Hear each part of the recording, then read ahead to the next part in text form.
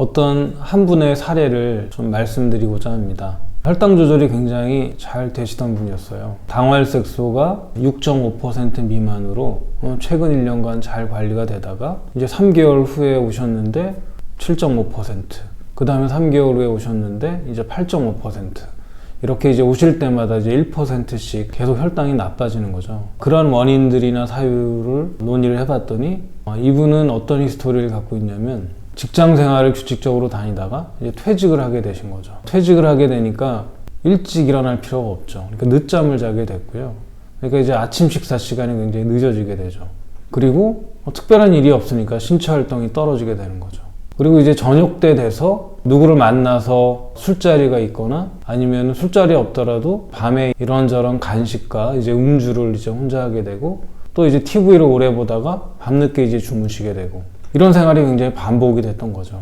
그러면서 이제 체중은 계속 늘어가고 그에 따라서 혈당 조절은 잘 되지 않은 그런 분이 되겠습니다. 그런 사례가 굉장히 흔한데요. 결국은 이제 생활 환경에 변화가 생기게 되면 거기에 따라서 생활과 몸은 굉장히 불규칙한 환경에 노출되기가 쉽습니다. 그럴 때마다 상당히 이제 우리 몸 입장에서는 상당히 위기의식을 가질 수밖에 없고 그로 인해서 이제 여러 가지 문제점들이 발생하기 마련입니다. 그래서 이분한테는 약을 추가적으로 올리거나 그 다음에 인슐린 치료를 추가하거나 그러지는 않았습니다. 이제 한 가지 처방을 해드렸는데요. 다시 이전에 이제 삶의 규칙성을 가져가는 게 좋겠다.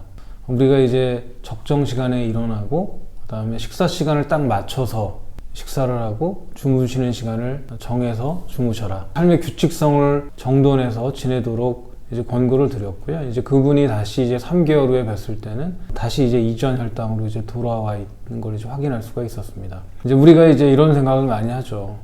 그냥 나는 거기에 맞춰서 그냥 적당하게 먹고 적당하게 활동하고 나는 잘할 수 있어 이렇게 생각을 하지만 규칙성이 깨지고 나면 어떤 것을 먹고 있는지, 얼마나 먹고 있는지, 그 다음에 얼만큼 활동하는지 이런 것들에 대한 여러 가지 요소를 인지를 하기가 어렵다는 거죠. 이게 어디부터 어떻게 고쳐야 되는지도 인지하기가 굉장히 어렵습니다. 그래서 먼저 이제 삶의 규칙성을 가져가면 바꿀 수 있는 여러 가지 계획을 세울 수가 있고 문제점도 굉장히 쉽게 인지를 할 수가 있기 때문에 바로 이러한 사례를 통해서도 우리가 내가 갖고 있는 굉장히 불규칙성은 무엇인가 한번 생각을 해보시면 치료에 굉장히 좋은 어떤 방법들을 생각해 볼 수 있을 거로 생각을 합니다.